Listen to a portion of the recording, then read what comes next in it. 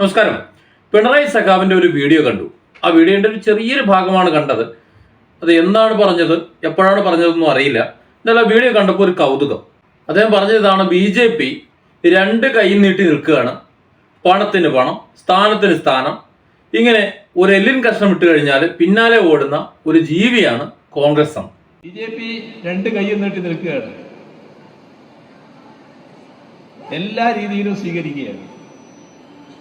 ആവശ്യത്തിന് പണം, സ്ഥാനം വേണ്ടവർക്ക് സ്ഥാനം, എല്ലാം റെഡിയായി നിൽക്കുക. അതിൻ്റെ കൂടെ ഒഴുകാൻ നമ്മുടെ എല്ലിന് കഷ്ണം ഇട്ട് കൊടുത്താൽ ഓടുന്ന ചില ജീവികളില്ലേ, ആ സൈസ് പിന്നാലെ ഓടുന്ന ഒരു രീതി കോൺഗ്രസിന്റെ ഭാഗം. അതായത് കോൺഗ്രസ്സുകാർ പട്ടികളാണ്, അല്ലെങ്കിൽ പട്ടികളെ പോലെയാണ് എന്ന് പിണറായി വിജയൻ പറഞ്ഞിരിക്കുന്നു. അതാണ് എൻ്റെ സാങ്കത്യം എന്ന് പറയുന്നത്. ഈ ഇന്ത്യ മുന്നണിക്ക് നേതൃത്വം കൊടുക്കുന്നത് ആരാണ് നമുക്കറിയാലോ, കോൺഗ്രസ് ആണ്. ആ കോൺഗ്രസ് നേതൃത്വം കൊടുക്കുന്ന ഇന്ത്യ മുന്നണിയിൽ ഇതേ CPM ഉണ്ട്. അതായത് പട്ടികൾ നേതൃത്വം കൊടുക്കുന്ന ഒരു മുന്നണിയിൽ ആ പട്ടികളുടെ എല്ല് കഷ്ണം കടിക്കാൻ വേണ്ടിയിട്ട് CPM ഉണ്ടെന്ന് ചുരുക്കം. അങ്ങനെയാണെന്ന് തോന്നുന്നു അദ്ദേഹം പറഞ്ഞതിൻ്റെ അർത്ഥം. ഇനി മറ്റെന്തെങ്കിലും അർത്ഥം ഉണ്ടോ എന്നുള്ളത് എൻ്റെ വീഡിയോ കാണുന്ന നിങ്ങൾ മനസ്സിലാക്കിയാൽ മതി. ഏതായാലും നേതാക്കളെയാണ്, കോൺഗ്രസ്സുകാരെയാണ്, കോൺഗ്രസിലെ നേതാക്കളെയാണ് പട്ടികളെന്ന് വിളിച്ചത് സ്പഷ്ടമാണ്. കാരണം ഇപ്പോൾ പത്മജ വേണുഗോപാൽ പോയതുകൊണ്ടാണ് ഈ ഡയലോഗ് വരുന്നതെന്നാണ് മനസ്സിലാകുന്നത്. അങ്ങനെയാണെന്നുണ്ടെങ്കിൽ പത്മജ കോൺഗ്രസ് എന്നാണല്ലോ പോയെ.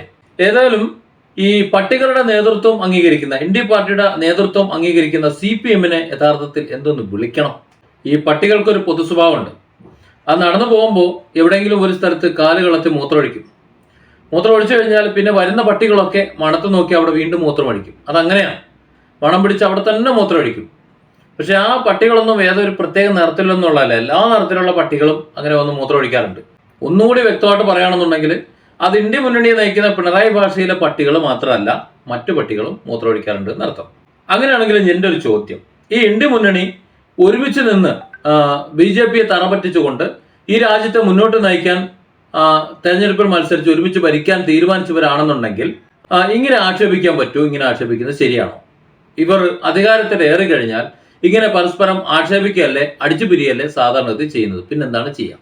പിണറായി സഖാവ് ഉദ്ദേശിച്ച CPM-ൽ നിന്ന് ആരും BJP-യിലേക്ക് പോകുന്നില്ല എന്നായിരിക്കും എന്നാണ് എനിക്ക് തോന്നുന്നത്. പക്ഷെ അത് പറഞ്ഞു തീരുന്നതിന് മുമ്പ് CPM-ന്റെ മുൻ MLA രാജേന്ദ്രൻ BJP-യിലേക്ക് പോകുന്നു എന്നൊരു വാർത്ത, ഒരു കരക്കമ്പി ഇങ്ങനെ പറഞ്ഞു കേട്ടു. അദ്ദേഹത്തിൻ്റെ തന്നെ സംഭാഷണത്തിൽ നിന്ന് വായിച്ചെടുത്തു. അല്ലാതെ മറ്റു പല വാർത്തകൾ പല ഭാഗത്തു നിന്ന് വരികയും ചെയ്തു.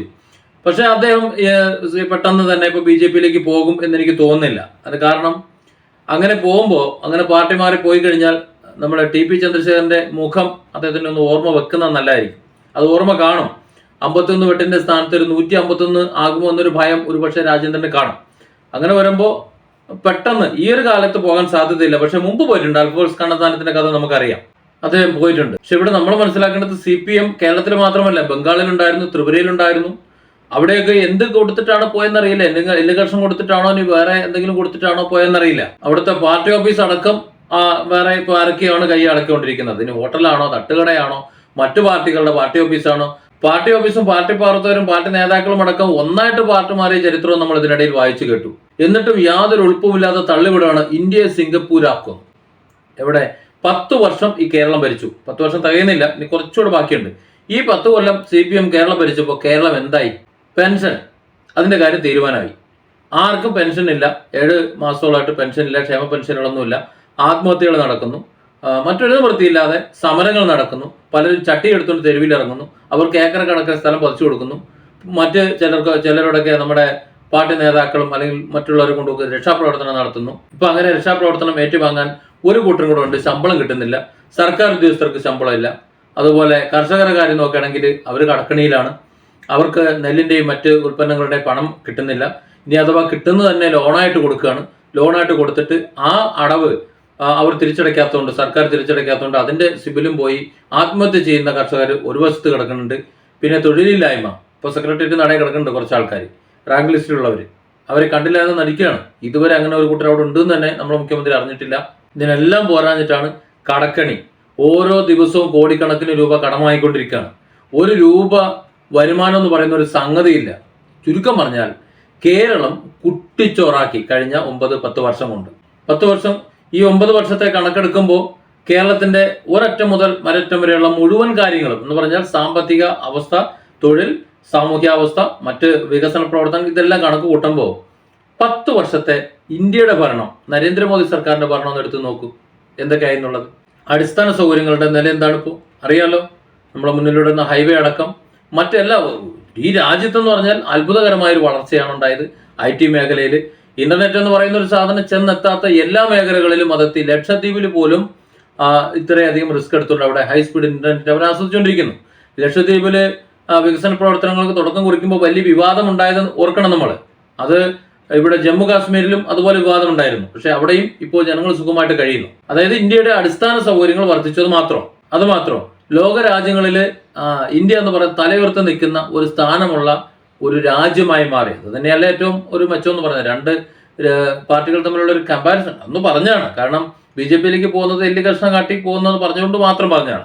ഇനി നമുക്ക് CPM-ന് ഒരു 5 കൊല്ലം കേന്ദ്രഭരണം ഏൽപ്പിച്ചാലോ, എങ്ങനെ ഒരു നോക്കാം. ഇവിടെ 9 വർഷം കൊണ്ട് കേരളം ഏത് കോലത്തിലാക്കിയെന്ന് അറിയാലോ. അപ്പോൾ 5 കൊല്ലം കേന്ദ്രഭരണം CPM-ന് ഏൽപ്പിക്കുകയാണെന്നുണ്ടെങ്കിൽ CPM എന്നല്ല രാജ്യം തന്നെ ആകെ ഗതിയിട്ടു. കാണുന്നറിയാം.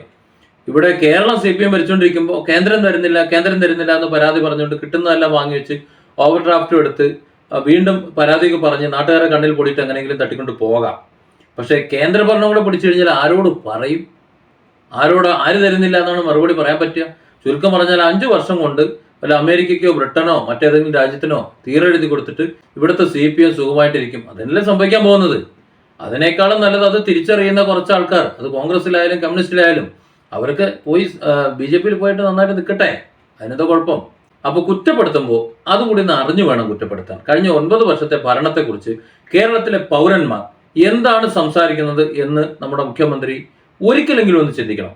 പക്ഷെ നമ്മുടെ മുഖ്യമന്ത്രിക്ക് അതിനൊന്നും സമയമില്ല. മുഖ്യമന്ത്രി ആരെങ്കിലും പുകഴ്ത്തി പറയുന്നുണ്ടോ? മുഖ്യമന്ത്രിയുടെ പ്രസംഗം ആരെങ്കിലും കേൾക്കുന്നുണ്ടോ? മുഖ്യമന്ത്രിയുടെ പ്രസംഗത്തിൽ ആരെങ്കിലും അനൗൺസ് ചെയ്യുന്നുണ്ടോ? ഇതൊക്കെ നോക്കിയാണല്ലോ മുഖ്യമന്ത്രി നടക്കുന്നത്. വേറെ ഒന്നിനും സമയമില്ലല്ലോ.